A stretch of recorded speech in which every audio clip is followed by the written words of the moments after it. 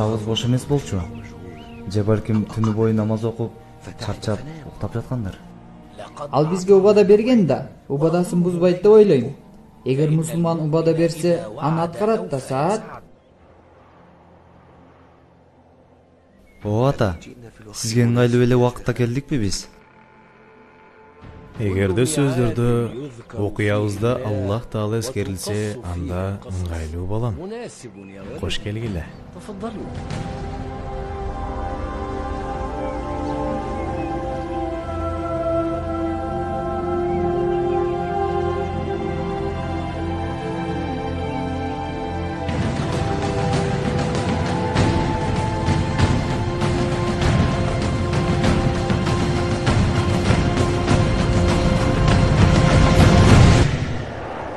إن إبراهيم كان أمة قانتا لله حنيفا ولم يك من المشركين شاكرا لأنعمه اجتباه وهداه إلى صراط مستقيم. Чынында Ибрахим Аллахка ыкыластуу, ханиф, Аллахка жүз буруган жана туура жолго баштоочу жол башчы болгон.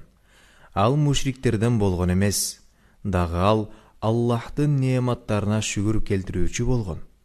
Ошондуктан Раббиси аны көп элдердин арасынан тандап алып, туура жолго баштоочу пайгамбар кылды.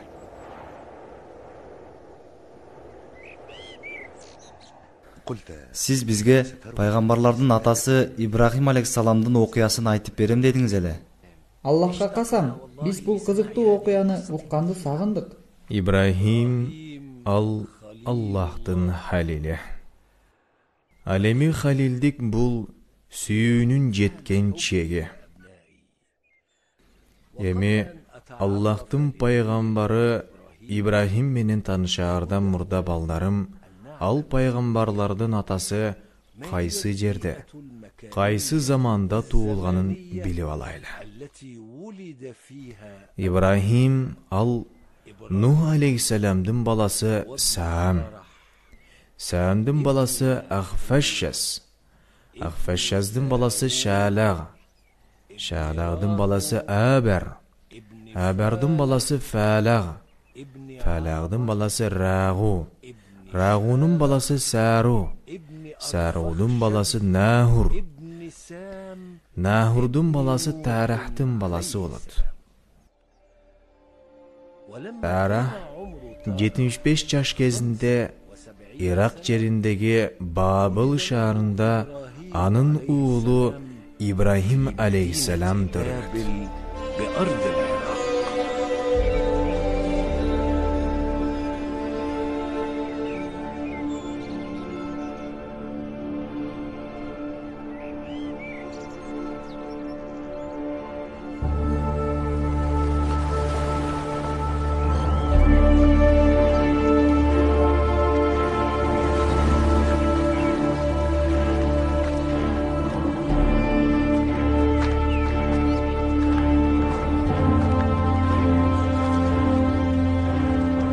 Бабыл шаары ошол убакытта жасалма бут кудайларга толуп кеткен болчу. Жана Ибрахимдин коому күнүмдүк жашоосунда ал кудайларга ибадаттарын арнап, аларга курмандык да чалышчу. О Кудайым, сен үчүн ушуну союп, у адамды да сагарнадым. Намазым, амалдарым сен үчүн. Өзүң күбө бол, о Кудайым.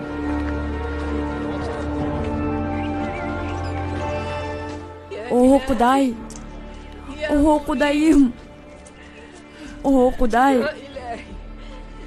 Чалым денизде сапарда жүрөт. Аны аман эсен үйгө кайтарып алып кел. Чалымдын атасы менен чоң агасы жырткыч балык менен алышып каза болушкан. Соодам токтоп калды. Соодам жок болгону калды. Элдердин астында уят болдум. О Кудайларым, жардам бергиле, жардам бергиле. Менин аброюмду жана жүзүмдү кайтарып бергиле. О, кудайларым.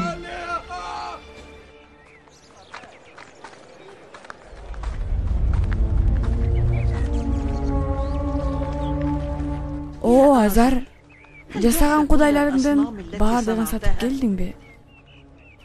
Мен кудайларга сыйынып жатканда мага сүйлөбө да. Кудайларды базарга сатыкка жибердим. Ал эми бул кудай болсо бизге ырыскыны кенен кылып берет. О, кемпирим. Ошол үчүн менин жасаган кудайларым жакшы сатылып жатат. Эй, Азар! Эй, Азар! Эмне?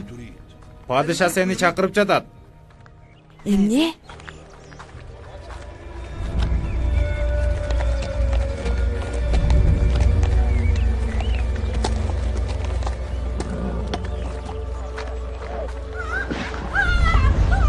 Мага мээрим кылгыла, мени аяп койгулачы. Бул айылдын раббиси Намрут мага мээрим кыл деп айткан. Мага мээрим кыл, мага боор ооручу. О, бул айылдын раббиси.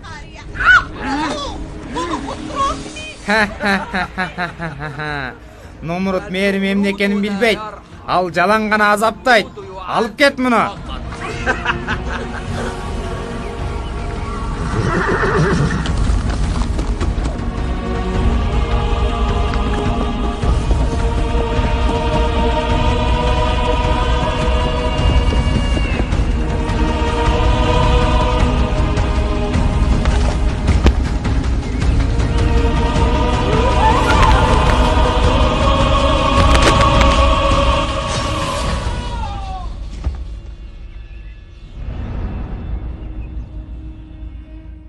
О ата, ал заманда падыша ким эле? Ал замандын падышасы залым Нумрут болчу. Ал Нухтун баласы Хам, Хамдын баласы Куш, Куштун баласы Канаан, Канаандын баласы Намрут. Ал бул дүйнөдө эң биринчи зордук зомбулук көрсөткөн зөөкүр залым падыша болчу. Куранда эскерилген дүйнөдөгү 4 падышанын бири болгон. Ал эң биринчи башына тааж кийген. Ал ушунчалык текебер болуп, бой көтөрүп, өзүн кудай катары көрүп алган. Ал ушинтип 400 жыл падышалык кылган. Эй, Азар! Лаббай, о, падышам Намрут. Сен мага жагымсыз, мени кубантпаган нерсе көрүп турсуң. Эмне көрдүң? Мен жылдыздардын эсебинен бул заманда бир киши чыгып, ал адам бул динди жоюп, башка динге чакырганын көрдүм. Ал эми Азар ал киши өзүнүн баласы болот экенин билбейт болчу.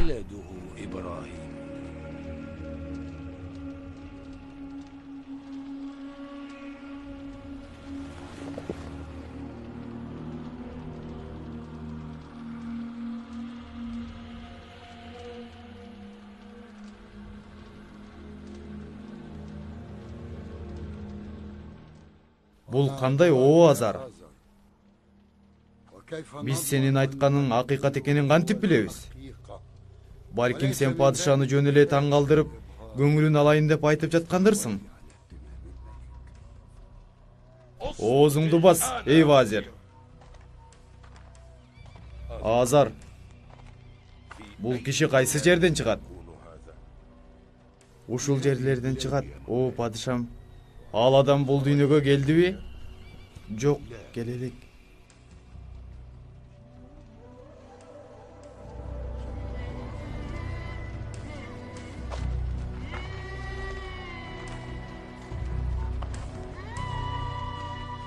Анда бардык жубайларды бири-биринен ажыратып алыстатыш керек. Эч бир аял төрөбөшү керек. Ошондо өкүмүм азайбайт. Мына ошондо күн менен ай өтсө дагы менин бийлигим өчпөйт. Аял менен эркекти бөлгүлө, балдарды өлтүргүлө.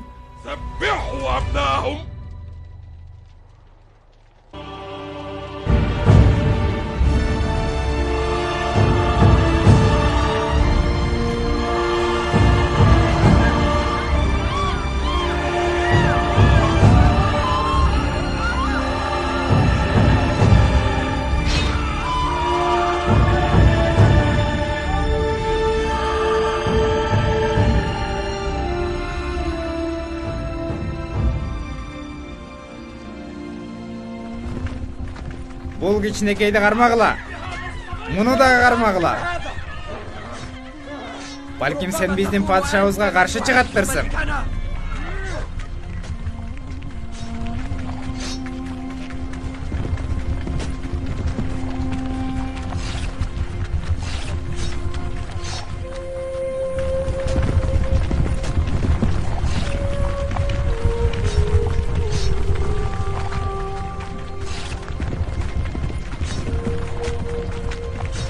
Балдарды гана өлтүргүлө, кыздарды калтыргыла.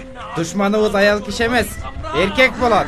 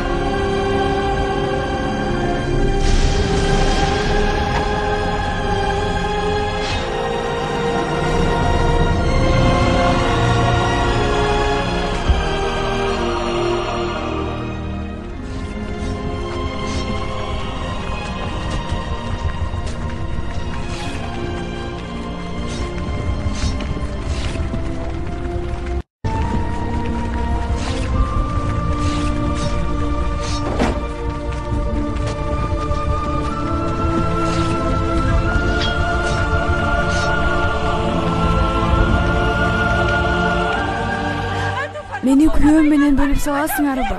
Ооба, падышабыздын бийлигин сактоо үчүн аял эркектерди ажыратабыз. Бул үчүн мындан башкасын да баарын кылабыз.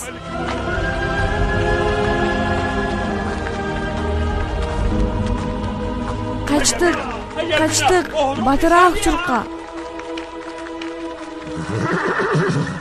Силер Нумруттун жеринен кайда качып баратасыңар? Жердин баарын Нумрут куп алса. Суранам, бизди аяп кой. Суранам.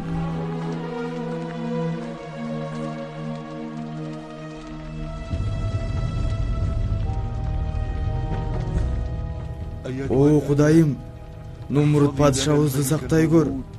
Анын асмандын астында, анын жеринин үстүндө жашап жатабыз. Бизди жеңилүүчүлөрдөн кыла көрбө. Бул жерлерде төрөлгөн баардык ымыркайларды жок кыла көр. О, Кудайым.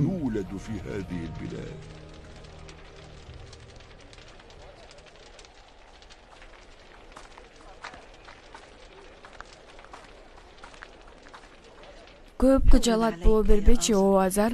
Кайсы аял андай баланы төрөй алмак эле? Көп сыгыла бербечи.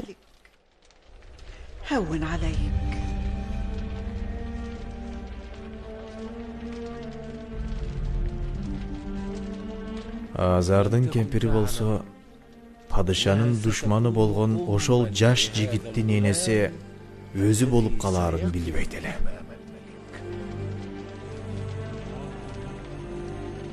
Нумрут Ибрахим алейхиссаламдын төрөлүп калышынан коркот беле? Нумрут анын төрөлүшүн билбейт да, Хасан. Ал аябай кыжаалат боло берчү. Себеби адам баласы болчу да. Ал жөн эле Кудайга окшоп жашагыс келчү. Адамдардын баарын мен Кудаймын деп алдачу.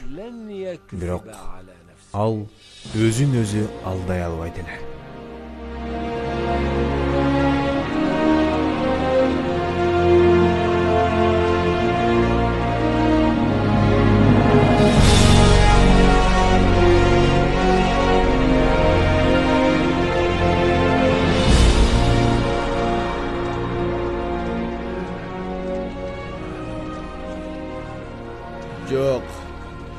Жок.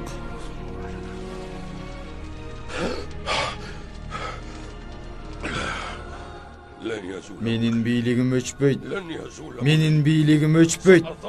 Мен бүт дүйнөгө падыша болом.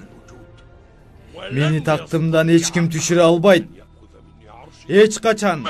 Муну үчүн керек болсо, баардык балдарды өлтүрөм. Ооба, баардык балдарды өлтүрөм.